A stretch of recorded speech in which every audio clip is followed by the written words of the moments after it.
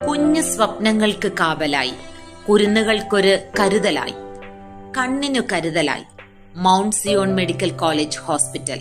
ഒപ്പം കാരുണ്യ ആരോഗ്യ സുരക്ഷാ പദ്ധതിയും. Mount Zion medical college hospital, Adoor.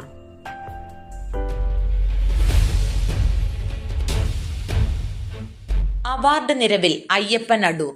സത്യജിത്രേ film സൊസൈറ്റിയുടെ 11ാമത് സത്യജിത്രേ ഗോൾഡൻ പെൻ പുരസ്കാരം 2025 മികച്ച കവിതാ സമാഹാരത്തിന് യുവകവി അയ്യപ്പൻ അടൂരിന്റെ നിശബ്ദതയ്ക്ക് ലഭിച്ചു.